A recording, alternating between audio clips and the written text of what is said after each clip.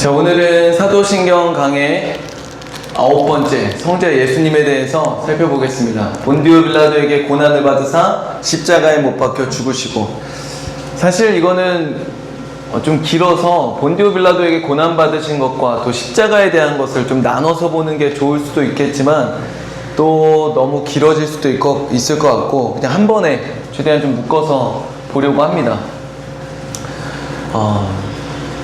요즘 제가 이제 드는 생각은, 정말 믿는 사람의 특징이 뭘까? 믿는 자의 징표가 뭘까?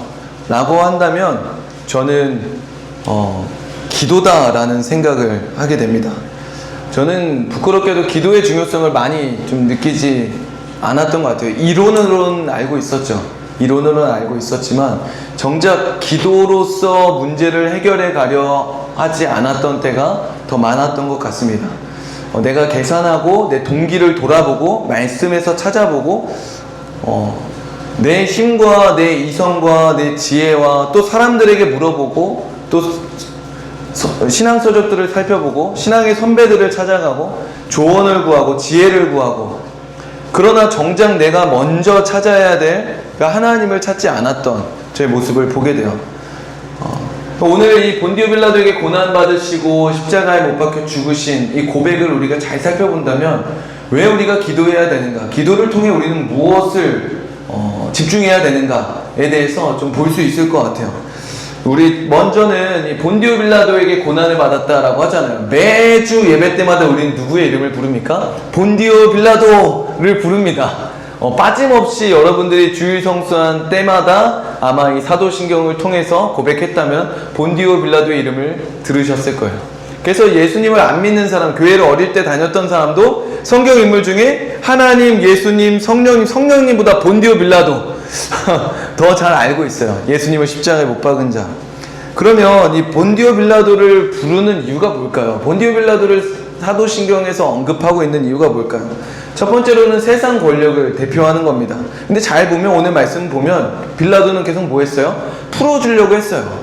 근데 누가 계속 요구했어요? 유대인들이 계속 요구했어요. 그러다 정작 안 되다 보니까 이제 본디오 빌라도가 어떻게 합니까? 물을 가져다 손을 씻고 난 죄가 없다 하고 이제 너네가 하는 거다 라고 하고서 난 무죄하다라고 하고서 넘겨주죠.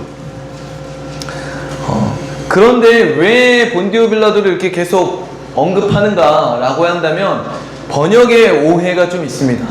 본디오 빌라도에게가 아니라 사도신경의 원문은, 라틴어는 본디오 빌라도 치하에, 그의 통치하에 그 시대에 고난을 받으사 라고 나와요.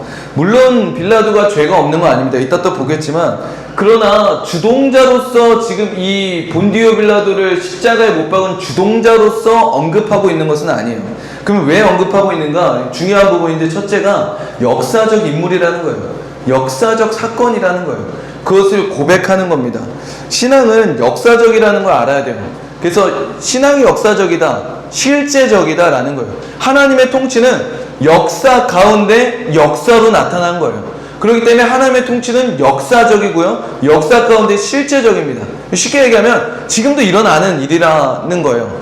통일 구국 기도회 때 목사님이 이 하나님의 역사적 실제성에 대해서 얘기를 하셨을 때 이런 얘기했죠. 왈가왈부 하지 말고 입 닫고 기도하라. 그래서 제가 이렇게 장난쳤죠. 입 닫고 기도. 통일이 되기 어려워 보여. 지금 국제 정세가 이래. 지금 북한의 스탠스가 이래. 우리나라는 지금 이런 정부가 이런 입장을 취하고 있어. 통일이 되기 어려울 것 같아. 우리가 역사의 주관자이시고 실제하시고 역사 가운데 역사하시는 하나님을 믿는다면 우리는 왈가왈부하고 수근수근 거릴 것이 아니라 뭐 해야 되는 거예요? 먼저 기도해야 된다라는 거예요. 그래서 우리 주빌리 통일 구국 기도회가 너무 중요하다라는 얘기를 했죠. 그 기도를 이어가는 자들이 필요하다라고 이야기를 했습니다. 누가 기도합니까? 본디오 빌라도의 통치 시대에 고난받으시고 십자가에 못 박혀 죽임당하신, 실제 역사 가운데 들어오셔서 그 일을 경험하시고 역사를 만들어내신 하나님을 믿을 때, 그 역사적인 하나님을 믿는 자가 하나님께 기도한다라는 거예요. 그걸 믿지 않으면 기도한다고 뭐가 달라져? 기도에서 뭐가 바뀌었어? 기도해봤는데 지금 70년, 80년 됐는데 뭐가 달라졌어? 더 나빠졌는데? 라는 말들이 나와요. 그러니까 우리가 머리로, 눈으로, 계산으로, 생각으로 보게 되면 기도할 이유가 없어져 보일 때가 더 많아요. 없을 때가 더 많아요. 그러나 우리의 기도가 포기되지 않을 수 있는 이유는 뭐 때문에 있는 거예요? 어디에 있는 거예요? 본디오 빌라도 치하에 고난받으시고 십자가에 못 박혀 죽임당하신 역사적인 하나님을 믿는 자가 기도한다라는 겁니다. 그리고 이 본디오 빌라도가 언급되는 거는 아까 말했듯이 세상 권력을 대표한다 했는데 그 세상 권력의 대표가 뭐를 선언합니까? 그는 죄가 없다. 이것도 굉장히 중요한 거예요. 예수님은 죄가 없으신 분임을 증명한 자, 드러낸 자, 고백한 자, 선포한 자가 본디오 빌라도입니다. 근데 더 중요한 건 이 빌라도가 갖는 상징성은 그것을 선포했죠. 알았습니다. 죄가 없는 걸 알았어요. 그러나 뭐 했습니까? 알고도 넘겨줬죠. 십자가에 못 박게 했죠. 채찍질했죠. 방관했죠. 이것은 무엇을 의미하냐면 알고도 범죄하는 우리의 모습을 투영시켜서 생각할 수 있는 거예요. 우리는 알면서도 범죄할 때가 너무나 많죠. 이 본디오 빌라도의 고백이 신앙 고백을 할 때마다 우리는 알면서도 넘겨줬던 그 빌라도를 생각해야 돼요. 그러면서 알고서도 넘겨줬던 그 모습이 나였다라는 것을 우리는 고백해야 합니다. 그러면 어떤 고난을 받으셨나요? 자, 본디오 빌라도는 살펴봤어요. 그럼 고난 받으셨어요. 어떤 고난을 받으셨습니까? 예수님의 받은 고난은 뭐예요? 십자가 이전에 뭐가 있었습니까? 성육신이 있었죠. 창조주가 피조물이 돼서 시공간을 창조하시니까 시공간 속에 들어와서 엄마 뱃속의 작은 세포부터 시작하여 갓난아기로 움직이지 못하고 스스로 말도 못하고 걷지는 못하는 그 모든 여정 속에 성인이 되었음에도 불구하고 그 모든 여정이 인생이 다 뭐예요? 고난이다. 고난이다라고 얘기합니다. 그래서 고난은 뭐냐? 통제되는 시간이에요. 통제. 광야도 그렇죠. 내 마음대로 못하는, 내 자아가 죽는, 내가 통제당하고 있어서 내 뜻대로 하지 못하는 시간, 그게 고난이에요. 근데 가장 큰 고난이 뭐였을까? 정말 여기서 말하는 그 고난받으사, 그 고난의 핵심이 무엇일까? 바로 십자가에 있습니다. 그럼 왜 가장 큰 고난이 십자가일까? 오늘날의 이 십자가는 이렇게 액세서리로도 하고 또 은혜의 상징으로도 많이들 부담 없이 매달고 착용하고 다니죠. 그러나 로마 시대 때 이 십자가는 무엇이었습니까? 가장 비참하고 처참한 사형 도구였죠. 끔찍한 사형 도구였죠. 십자가에 달리기 전에 채찍으로 살점이 뜯어져 나가고 십자가에 못 박혀가지고 물과 피가 쏟아졌다고 하는데 그 말은 뭐냐면 대소변을 다 보는 거예요. 거기 매달려서. 다 쏟아나오는 거 얼마나 수치스럽습니까? 그 가운데서 점점 말라가고 부패되어 가는 가운데 동물들이 와서 구더기들이 살점을 파먹기 시작할 겁니다. 이런 모든 고통을 잘 보여준 영화가 있죠. 그게 무엇입니까? 패션 오브 크라이스트죠. 근데 그런 생각 안 해봤어요? 예수님만 십자가에 처형당한 게 아니잖아요. 소울을 보면, 파이널 데스티네이션을 보면 십자가 처형보다 더 잔인한 죽음들도 많은데 그런 거 다 차치하고서라도 범죄자들도 십자가에 못 박혀 죽임당했고 제자들도 십자가에 못 박혀 죽임당했고 또 전설이긴 하지만 베드로는 뒤집혀서 거꾸로 십자가에 못 박혀 죽임당했다고 하는 더 끔찍한 고통을 당하기도 했는데 예수님의 십자가가 제일 큰 고통이다? 어떻게 그렇게 얘기할 수 있을까요? 그렇기 때문에 사실은 성경은 잘 읽어보시면 십자가의 고통의 묘사가 거의 없어요. 성경이 십자가를 기록하며 의도하고 있는 포커스는 어디에 있냐면 잔인함과 고통에 있지 않죠. 첫 번째는 이거는 아까 앞부분을 좀 더 보충 설명하는 부분인데 창조주가 당한 일이라는 거예요. 만물을 창조하시고 죄가 없으신 죄를 심판하실 분이 당한 사건이에요. 그러니까 아무리 누가 더 심한 고난과 십자가 고통을 처형을 당했다 할지라도 비교가 불가하죠. 죄인으로 그들은 자기들의 죄를 심판받는 거잖아요. 근데 그는 죄가 없으시고 죄를 심판하실 이가 죄를 심판받을 이에게 당한 거잖아요. 그러니까 고통의 강도를 우리가 보는 정도로는 비교할 수가 없어요. 그렇게만 봐도. 그런데 창조주가 당한 그 십자가의 진짜 의미는 뭐에 있냐면 대속에 있습니다. 대속. 대신 속량하다, 대신 지불하다라는 거죠. 그건 뭘 의미하냐면 우리가 지불해야 될 죄값을 하나님이 대신 지불하셨다는 거예요. 무슨 뜻입니까? 용서하시겠다라는 거예요. 하나님 우리를 용서하신다는 거예요. 그러면 우리를 용서하시기 위해 지불하신 게 있어요. 이걸 봐야 돼요. 우리를 용서하시기 위해 대신 지불한 그 죄값이 뭐냐는 겁니다. 그게 바로 신명기 21장 23절에 나오는 저주예요. 저주. 십자가는 뭘 의미하냐면 저주를 당한 자라는 것을 의미합니다. 그 저주는 무엇을 의미합니까? 하나님께 완전히 버림받았다라는 거예요. 하나님과 완전히 단절되었다라는 거예요. 버림당했다, 외면당했다. 이게 우리가 받았어야 될 죄의 값이에요. 그것을 대신 지불해 준 거예요. 그게 십자가 사건입니다. 그래서 우리의 죄는 하나님을 버린 거고요. 우리가 받아야 될 죄값은 그 하나님과 완전히 떨어지는 거예요.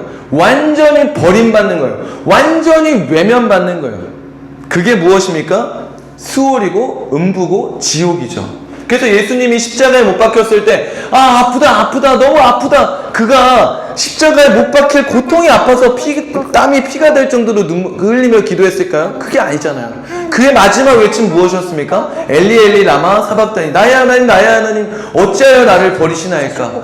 예수님이 십자가의 그 길을 두려워하고 고통스러워하고 이제는 가능하다면 내게서 옮겨달라고 했던 거는 무엇을 힘들어하고 싫어했던 거예요? 하나님께 외면당하는 것을 그토록 싫어하셨던 거예요. 하나님께 버림당하는 걸 그토록 싫어하셨던 거예요. 하나님과 단절되는 것을 그토록 고통스러워 하셨던 겁니다. 그래서 원문에 보면 이런 표현이 있죠. 장사되어 음부에까지 내려가신 지 사흘 만에. 이게 이제 베드로전서 3장과 4장에 보면 예수님께서 그 음부에까지 내려가셔서 나타나셨다라는 것을 이제 가지고 온 거죠. 근데 번역본으로 들어올 때 오해의 소지가 있어서 이것을 뺐습니다. 근데 그 음부에까지 내려갔다라는 건 뭘 의미하는 거예요? 하나님과 완전히 단절된 자리까지 내려가셨다, 버려지셨다라는 거예요. 그래서 예수님이 당하신 진짜 고난은 음부까지 내려가시면서 완전히 버림받았다는 것. 그게 우리가 받았어야 될, 우리가 지불했어야 될 죄값이다라는 거예요. 근데 왜 예수님이 그 고통을 지불했습니까? 다 아는 걸 뻔히 이렇게 쳐다보고 얘기하려니까 참 애매하긴 하네요. 영상이 있으니까 그래서 하겠습니다. 왜 그 고통스러운 것을 예수님이 감당하셨습니까? 사랑하시기 때문에.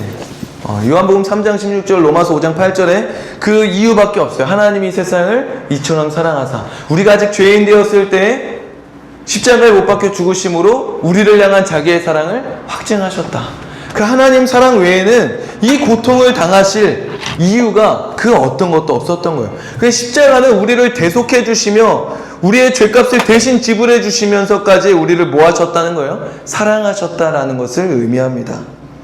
그러면 이제 중요한 건 우리가 이걸 고백하면서 이 십자가를 믿는다는 건 우리에게 어떤 의미가 있을까를 좀 정리해 봤습니다. 첫 번째는 무엇이 진짜 고난인지를 우리가 보게 되고 깨닫게 되는 자리, 그게 바로 십자가라는 거예요. 십자가가 보여준 진짜 고난이 무엇이었습니까? 하나님께 외면당하는 거였죠. 하나님께 버림당하는 거였어요. 하나님과 관계가 끊어지는 거였어요. 그러니까 십자가의 고난은 우리가 무엇으로부터 구원받아서 무엇으로 구원받았는지를 명확하게 보여주고 있는 거예요. 하나님과 완전히 단절되었던 자리에서 하나님의 자녀로 하나님과 하나 되는 자리로 우리를 부르셨다. 연합의 자리로 우리를 구원하셨다. 이게 십자가가 보여주는 거죠. 그래서 이 십자가 앞에서 우리는 뭐가 살아나냐면 죽어있던 감각이 깨어나는 거예요. 어떤 감각입니까? 하나님과 단절되어 있지만 그것을 전혀 느끼지 못했던, 그것을 고통스럽게 느끼지 못했던 그 감각이 깨어나게 되는 것이 십자가의 능력이다라는 거예요. 죽어있는 자는 감각이 없죠. 느끼지 못합니다. 그러니까 세상 사람들은 예수님을 안 믿지만 하나님과 단절되어 있지만 고통을 느끼지 못해요. 어떠한 문제의식을 느끼지 못해요. 필요를 느끼지 못해요. 그러나 예수를 믿는 자, 십자가를 통과한 자들은 무엇의 고통을 느끼게 됩니까? 어떤 감각이 새롭게 살아났습니까? 하나님과 멀어지고 단절되어지는 것에 대한 두려움, 그리고 고통을, 불안을 우리는 이제는 알게 된 거죠. 우리 전사님이 성경 공부 때 사울을 살펴봐 주셨는데 이 사울도 마찬가지인 것 같아요. 사울이 고통으로 여겼어야 될 것은 사람들의 받는 평가가 아니라 하나님의 평가였죠. 사람들에게 버림받는 게 아니라 하나님께 버림받는 것을 고통스럽게 여겼어야 했죠. 그랬다면 이 사울은 사무엘의 옷자락을 붙잡는 게 아니라 여호와의 말씀을 붙잡고 하나님의 통치를 붙잡았겠죠. 그런데 우리가 그렇게 불순종하게 되는 이유들은 결국 무엇이 고난인지를 놓치기 때문인 것 같다라는 생각이 듭니다. 내가 당한 문제가 진짜 고난이라고, 그게 고난이라고 생각하니까 이걸 해결하기 급급한 거예요. 이걸 해결하려니까 우상숭배가 나타나고, 이걸 해결하려다 보니까 불순종이 일어나는 거죠. 이걸 해결하다 보니까 말씀보다 앞서 행하게 되는 일들이 일어납니다. 근데 진짜 그 문제 속에서 진짜 고난이 무엇인지 우리가 기억한다면, 그 감각을 우리가 잘 예민하게 반응한다면 우리는 무엇을 더 두려워야 돼요? 주의 성령이 나를 떠나지 않는 것을 더 두려워하고 붙잡아야 돼요. 고난이 나를 휘몰아치고 나를 힘들게 하고 내 마음을 실족해 하고 나를 분노케 하고 나로 짜증나게 하고 나로 음란하게 하고 나로 고통받게 하는 그 자리에서 나는 본능적으로 그것을 벗어나고 싶은 마음이 있는데, 그 가운데서 내가 하나님을, 성령님을 멸시하고 거스르고 회방하는 일에 빠지지 않기를 두려워하는 것이 우리 신앙인의 중요한 자세다라는 거예요. 만약 우리가 이 고통에 대한 감각을 예민하게, 예리하게, 날카롭게 가지고 붙잡는다면 우리는 문제 해결이 아니라 하나님을 붙잡는 싸움, 하나님을 의지하는 싸움, 하나님을 신뢰하는 싸움을 하는데 집중을 하겠죠. 그의 말씀과 기도로 우리는 거룩하기 위하여 더 힘쓸 것입니다. 하나님 앞에 시간을 놓치지 않을 거예요. 왜 우리가 하나님 앞에 시간을 놓칩니까? 결국은 내가 급한 일이 있다는 거잖아요. 내게 더 중요한 일이 있다는 거잖아요. 그 문제를 해결해야 된다는 거잖아요. 그러니까 그것이 아무리 설교 준비라 할지라도, 사역이라 할지라도, 성경을 읽고 말씀을 보고 하나님과 교제하는 시간보다 앞서면 안 되는데 그것보다 앞서는 일들이 일어나는 거예요. 왜요? 사울과 똑같죠. 사람들이 받을 평가들, 내가 이룬 것들에 대한 평가들, 내가 쌓아 올린 것들에 대한 평가들, 사람들의 비난, 그게 두려우니까 하나님과의 교제보다 이 사람들 앞의 평가를 위해서 기도하는 자리, 말씀 읽는 자리를 놓치게 되는 거예요. 십자가는 그런 우리의 모습 있을 수 있죠. 저도 자주 그러고 매번 그걸 돌이키고 또 씨름하지만, 십자가 앞에 나갈 때 우리는 무엇을 다시 바라보게 되는 거냐면 그 고난이 무엇인지를 바라보고 다시 정렬하고 집중하는 자리가 된다라는 거예요. 집중하게 하는 하나님의 능력이 된다라는 거예요. 사람의 평가가 아니라 하나님의 평가 앞에 설 수 있게 하는 능력이 십자가에 있다라는 것입니다. 그래서 이 고백을 하실 때마다 내가 누구의 평가를 받을 것인가, 내가 무엇이 진짜 고난인지를 깨닫고 사람의 평가와 인정이 아니라 하나님의 평가와 인정 앞에 서게 되는 저와 여러분들 되게 소망하고 축복합니다. 두 번째로는 그 십자가는 무엇이 고난인지를 느끼는 감각이 첫 번째로 있고, 두 번째는 우리로 하여금 먼저 용서하게 하는 하나님의 능력이 됩니다. 용서와 사과 중 뭐가 더 쉬울까? 저는 NKSS 할 때 그런 생각이 들었어요.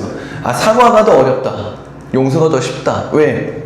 용서는 내가 베푸는 거지만 사과는 내가 낮아져서 굽신하면서 구해야 되는 거잖아요. 그러니까 사과가 더 어려운 일이다. 그래서 우리 교회는 사과하는 문화를 좀 세워야겠다. 그래서 통일시대를 준비하는, 사과하는 문화가 통일시대를 준비하는 일에 중요하게 쓰여지겠다 생각을 했었습니다. 그래서 지영이하고도 나눴었지만, 말씀을 준비하면서 근데 좀 생각이 바뀌었어요. 용서가 더 어렵다 라는 생각이 들었습니다.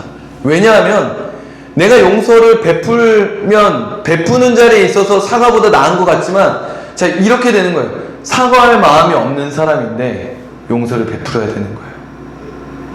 내가 용서한다고 해도 네가 뭔데 날 용서해, 난 너한테 잘못한 게 없는데 라고 하는 사람을 용서해야 되는 거예요. 이게 어렵다. 우리는 살면서 많이 마주하죠. 진짜 용서하기 싫다, 또 용서가 너무 힘들다. 그 잘 보면은 용서할 만한 모습이 없는 거예요. 나한테 미안한 마음도 없는 거예요. 자기가 잘못한 게 뭔지도 모르는 거예요. 근데 용서해야 되는 게 너무 힘들다라는 거예요. 그러면 우리는 그럼에도 어떻게 먼저 용서할 수 있을까? 흔히 이렇게 얘기하죠. 첫 번째가 이제 용서는 그 사람을 위해서가 아니라 나를 위해서다. 용서하지 않으면 그 미움과 분노와 증오와 갈등에 누가 매여 있는 거예요? 내가 매여 있는 거죠. 용서는 나로 하여금 그 부정적 감정과 그 죄악의 마음들, 죄의 열매들로부터 우리를 자유케 하는 열쇠가 됩니다. 용서하시길 축복합니다.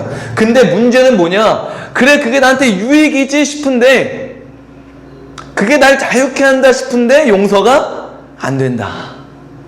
안 된다. 그럼 어떻게 해야 되냐? 저는 그리스도께서 용서하심을 믿어야 한다라고 말씀드리고 싶습니다. 십자가를 믿어야 된다라고 말씀드리고 싶어요. 여러분 삶의 주인이 누구이십니까?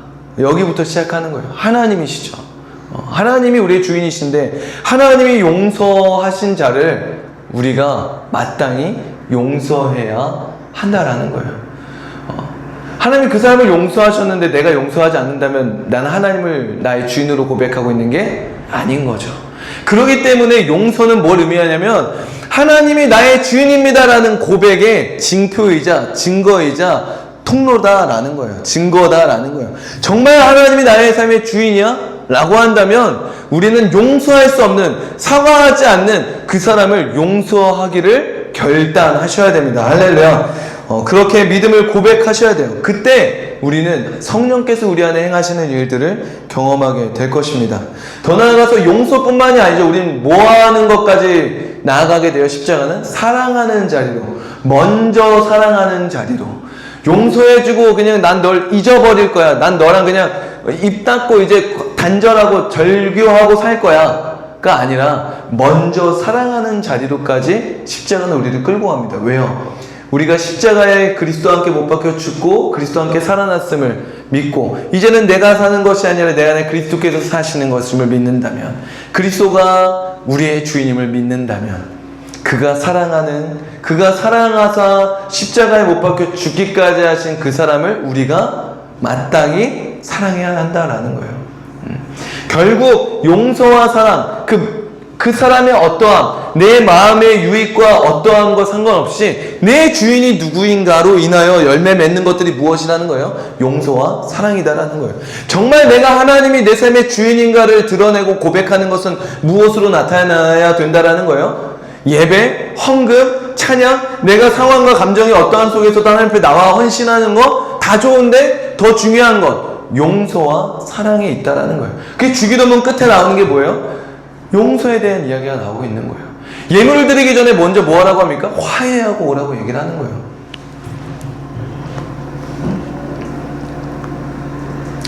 근데 여기까지도 우리가 머리로 다 동의할 수 있어요. 진짜 고난이 뭔지, 하나님과의 단절이 고난이지, 먼저 용서해야 되는 거 알지, 맞지, 내 삶의 주인이 하나님이지, 먼저 사랑해야 되는 거 맞지, 그치, 하나님이 날 사랑하셨지. 근데 잘 안 되더라. 그 알고도 잘 안 되더라. 왜 그렇습니까? 억울한 거예요. 그러니까 죽을 만큼 억울한 거예요. 나만 바보 되는 것 같은 거예요. 나만 손해보는 것 같은 거예요. 나만 정말 바보 되는 것 같은 거예요. 그게 그렇게 억울하고, 그렇게 화가 나고, 그렇게 못 참겠어서 그렇게 안 되더라고요. 그리고 나만 고생하는 것 같고, 아무도 알아주지 않는 것 같고, 그 외로움과 공허함과 그 억울함들이 쉽지가 않습니다. 근데 십자가는 단순히 우리에게 너 고난이 뭔지 알아? 이게 고난이야. 야, 너 먼저 사랑해야 돼. 너 먼저 용서해야 돼. 를 명령하기 전에 뭘 먼저 하냐면 먼저 위로해 주시는 거예요. 십자가가 위로로 다가오십니까? 십자가를 볼 때 위로를 느끼십니까? 왜 십자가가 우리에게 위로가 될까? 예수님이 다 겪으신 일이기 때문에 그래요. 여러분 생각해 보세요. 힘든 일을 겪었어요. 우리 F이신 자매님이 여기 있는데 힘든 일을 겪었어요. 그러면은 그 힘들 때 누구를 찾아가요? 하나님 다음으로 사람을 찾아가잖아요. 근데 사람도 이제 가립니다. 어떤 사람을 찾아가요? 내 마음에 공감해 줄 수 있는 사람, 나와 비슷한 아픔을 겪었던 사람. 그래서 제가 좋아하는 또 오해영이라는 드라마에 보면은 오해영이가 정말 그 결혼 며칠 전에 갑자기 밥 먹는 게 꼴 보기 싫어졌다고 해가지고 거절을 당한 그 아픔과 슬픔을 잊고자 막 웃고 술 먹고 놀고 막 하는데 아무한테도 엄마 아빠한테도 그 얘기를 하지 못하고 있다가 언제 위로를 받냐면 결혼식 당일날 차였던 그 에릭 그 이름 뭐였죠? 아무튼 에릭의 이야기를 듣고서 울어요. 그러면서 뭐라 하냐? 미안한데 나 너무 위로가 돼. 나만 그런 줄 알았는데 내가 너무 불쌍해서 그런 줄 알았는데 그게 아니었구나. 나만 그런 게 아니었구나 하고 펑펑 울면서 위로를 받아요. 끄덕끄덕하고 있지만 여기도 그랬어요. 제가 헤어졌습니다. 여기 먼저 헤어졌고 그 다음 제가 헤어졌어요. 제가 헤어졌다는 얘기를 합니다. 그때 웃으면서 위로가 되네. 그랬던 인물이 여기 있습니다. 위로가 돼요. 그래서 전 목회자로서 겪지 않았지만 아프고 힘든 사람들을 만나잖아요. 그때마다 힘들겠구나라고 하면 이런 얘기 종종 들었어요. 목사님이 뭘 알아요? 목사님 몰라요. 목사님 저 위로한다고 하지 마세요. 목사님 저 위로 못해요. 목사님 모르시잖아요. 이런 거 안 겪어보셨잖아요. 무슨 말이에요? 나와 같은 고통을 겪어본 사람이 있어야 내가 위로받을 수 있을 것 같다는 거예요. 그 말은 왜 나만 이 세상의 우주에 홀로 떨어져서 버려진 존재와 같이 됐느냐라는 거예요. 근데 나 혼자가 아니었으면 좋겠다라는 거예요. 나만 그런 게 아니었으면 좋겠다라는 거예요. 그러니까 다 같이 죽자 이 말이 아니라 누구나 그런 일을 겪을 수 있다라고 위로받고 싶은 거예요. 근데 누가 그 일을 당하셨다고요? 예수님이 당하셨다고요. 어디서 당하셨습니까? 십자가에서 당하신 거예요. 에릭이 그 서현진이랑 마지막에 결국은 죽는데 끝에 그 죽음 앞에서 뭐 하냐면 손 잡아요. 근데 에릭이 그래요. 처음에 이 이야기를 알아야 되는데 아무튼 손 못 잡고 죽는 시나리오가 이렇게 주마등처럼 이렇게 미래를 보게 되거든요. 그때 무슨 마음이었냐면 사랑하는 저 사람이 내 죽을 때 손만 잡아줬으면 좋겠다. 근데 마지막에 손 잡고 둘이 살아나는 해피엔딩으로 끝나는데 십자가는 우리의 손을 잡아주시는, 우리가 당할 고통과 아픔과 외면을 다 당하신 그가 더 심한 고통을 당하신 그가 내가 알아 하고 손 잡아주시는 그 하나님의 위로를 맛본 자가 뭐 할 수 있는 거예요? 고난이 뭔지를 받아들일 수 있고, 먼저 용서하라는 그 용서의 요구를 받아들일 수 있고, 먼저 사랑하라는 그 사랑의 요구를 받아들일 수 있는 거예요. 왜요? 그 고난의 자리에서 우리를 건져내시고 먼저 용서하시고 먼저 사랑하신 그 용서와 사랑을 누가 제일 먼저 수혜받았어요? 누가 먼저 느꼈어요? 누가 먼저 받았어요? 우리가 먼저 받았잖아요. 내가 먼저 받았잖아요. 그 십자가 앞에서 우리는 뭘 느끼는 거예요? 위로를 얻는 거예요. 그 위로를 경험한 자가 바로 그 십자가의 자리, 먼저 용서하고 먼저 사랑하는 자리까지 가게 된다라는 것입니다. 그렇기 때문에 이제 결론으로 말씀드린다면, 이제 우리가 이 본디오 빌라도에게 고난을 받아서 십자가에 못 박혀 죽으신 예수님을 믿음으로 고백할 때 역사 가운데 역사하시는 하나님을 기억하시길 축복합니다.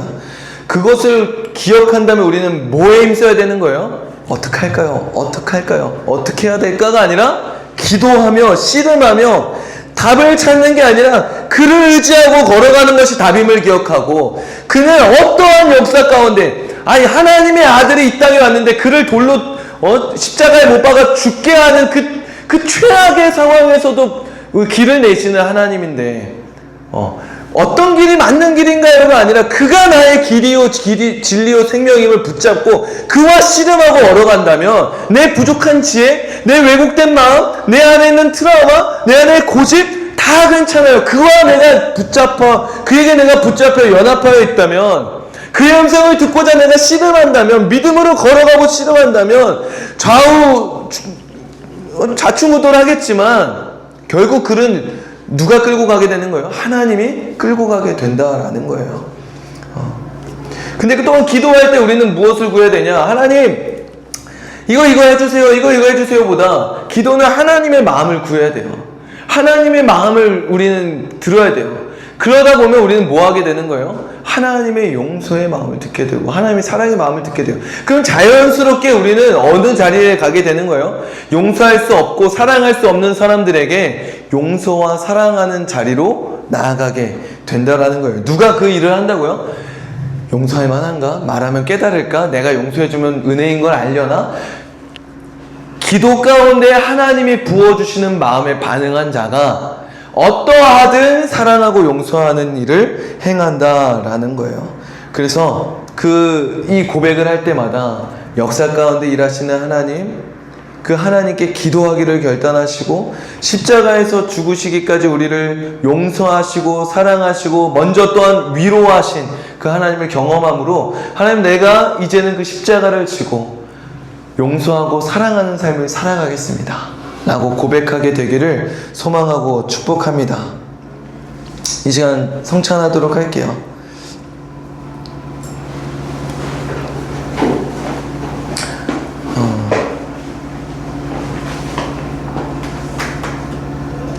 이 시간 성찬에 참여하실 때 역사 가운데 들어오셔서 역사하신 그 역사의 하나님을 바라보며 지금도 살아계시고 역사하시는 하나님을 믿음으로 참여합시다. 그리고 그 하나님께 기도하며 살아가겠습니다. 결단합시다. 그 기도 가운데 또 이 성찬 가운데 하나님 마음을 부어주셔서 저로 하여금 하나님을 붙잡게 하여 주시고 하나님을 닮아가게 하여 주시고 먼저 용서하고 사랑하는 삶을 살아가게 하여 주옵소서. 또한 그것을 행할 수 있도록 하나님 먼저 위로하시고 사랑해 주시는 하나님을 맛보고 경험하게 하여 주옵소서. 그런 기대로 참여하시기 바랍니다. 특별히 또한 그 역사하시는 하나님이 우리 안에 들어오셔서 연합하여 주시는 것을 감사함으로 성찬에 참여합시다. 그 연합이 하나님과 단절되어서 예수님이 죽을 수밖에 없었고 죽으면서 지불하신 죄값이었음을 기억하며 그가 이제 죽으시고 부활하사 우리에게 주신 복, 하나님과의 연합, 그와 친밀해질 수 있고 그를 아바 아버지라 부를 수 있고 그의 얼굴을 향하여 고개를 들고 그의 이름을 부를 수 있고 그를 의지할 수 있고 그가 내 음성을 듣고 그가 내 신음에 응답하시고 내 기도에 응답하시는 하나님이라는 것, 그것을 감사함으로 하나님, 제가 그 어떤 고난의 순간에서도 그 어떤 광야 속에서도 그 어떠한 유혹과 핍박 속에서도 스데반 집사님처럼 성령 충만하여 주님의 영광과 보좌에 앉으신 예수님을 바라보며 그 하나님과 연합된 그 축복을 놓치지 않고 살아가겠습니다. 그러한 마음으로 우리 같이 성찬에 참여해 주시기 바랍니다.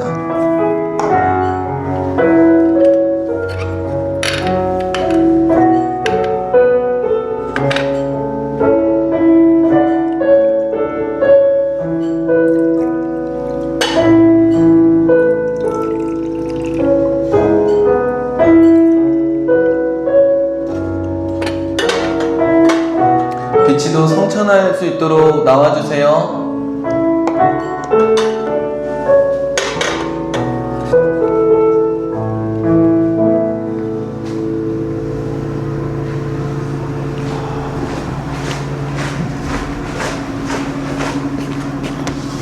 아이고 괜찮아. 아이고 쏟아졌다.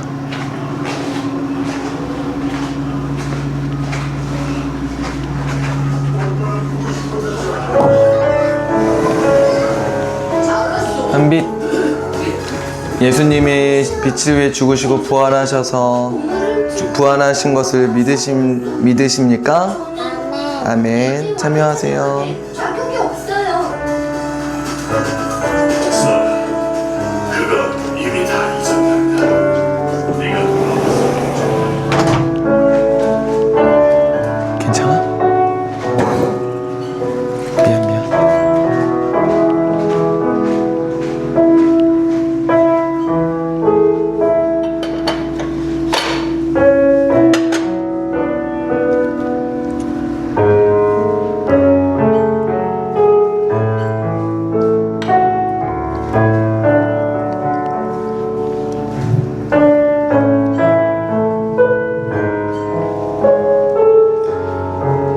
시간 함께 기도하겠습니다. 무엇을 고난이라고 느끼고 살아가고 계십니까? 어떤 감각으로 살고 계신가요? 하나님과의 단절이 고통이라고 느껴지십니까? 역사 속에 살아계시는 하나님을 믿고 기도하고 계십니까? 그 하나님을 의심하지 않고 기뻐하고 감사하고 기도하며 위로받고 용서하고 사랑하고 계십니까?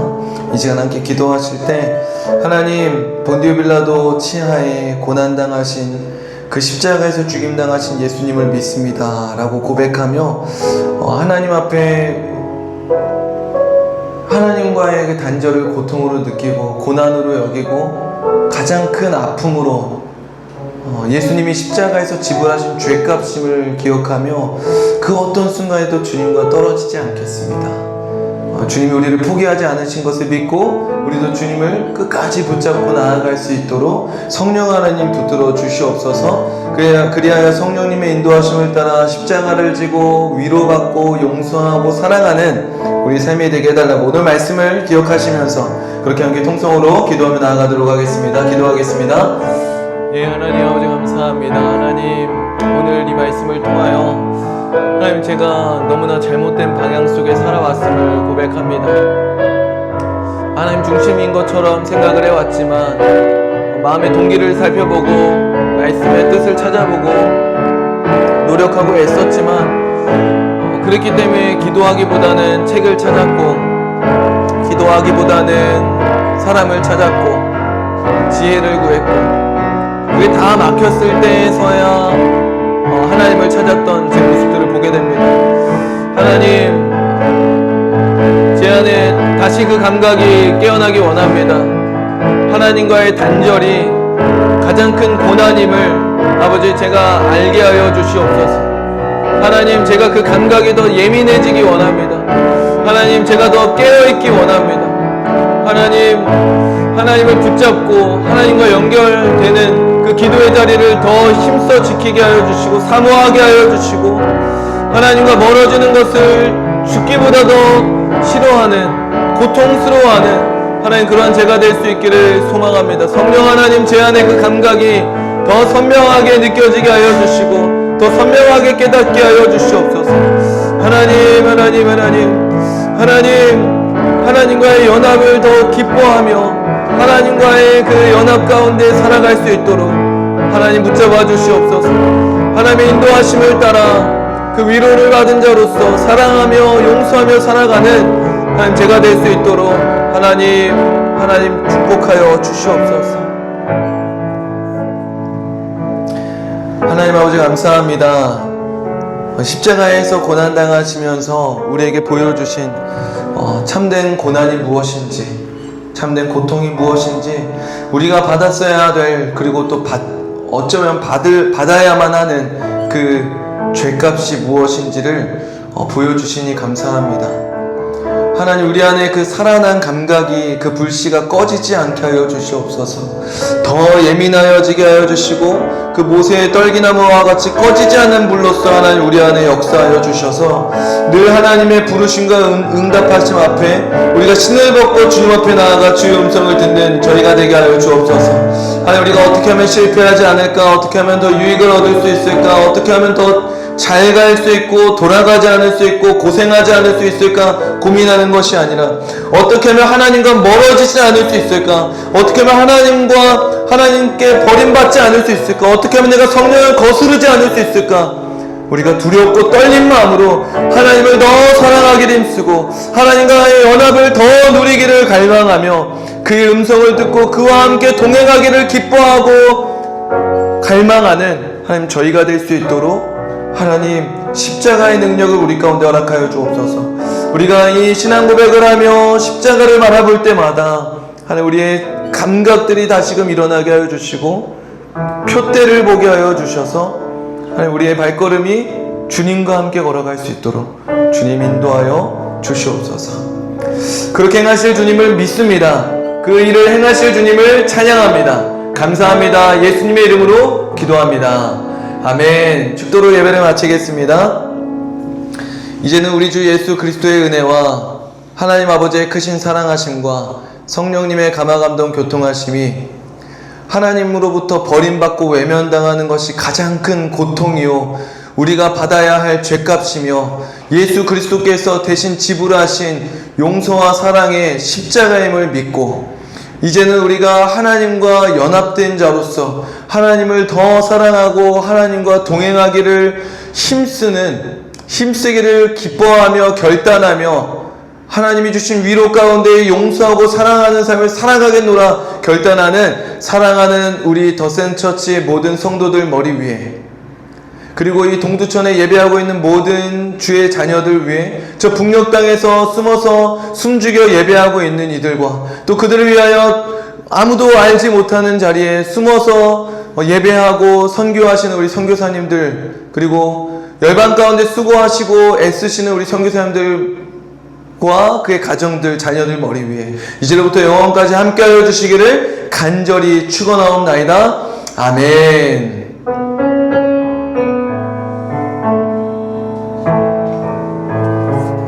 할렐루야. 우리 하나님께 영광을 올려드리겠습니다.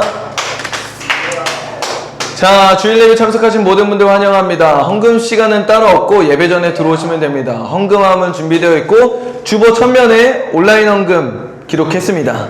네. 전사님이 한 6개월 얘기해줬죠. 6개월 만에 이제 이루어졌습니다. 주보에 온라인 헌금이 없다. 온라인 헌금이 없다. 계좌가 없다. 6개월 얘기해주고 이제 드디어 들어왔습니다. 아주 느린 목사입니다. 네. 아무튼 감사합니다. 우리 다음 주 대표기도 여기 잘못 나왔네. 한빛 아니고 양정수 전도사님입니다. 네. 그리고 저는 10월 20일부터 31일까지 2주간 치앙마이 지역으로 예배자 캠프라고 하는 버스킹, 워십, 트레킹을 떠나게 됩니다. 필요한 재정과 또 하나님의 일하심을 볼 수 있도록 중보해 주시기 바랍니다. 오늘 오후 4시에 저는 언신교회 그 캠프를 위한 1차 모임이 있어서 다녀오도록 하겠습니다. 그리고 이번 주부터 오후 2시에 다음 세대 예배가 있습니다. 찬양 인도는 한정현 목사가 예배 인도를 제가 하게 되고요. 설교를 손지영 사모가 하게 됩니다. 자, 이제 다 함께 구호 외치고 식사하면서 또 나눔 시간 갖도록 하겠습니다. 자, 다 함께 구호 외치겠습니다. 시작! 보내진 자리에서 보내신 이를 예배하며 보내신 이와 함께 한반도를 주님께 온 열방을 주님께 아멘.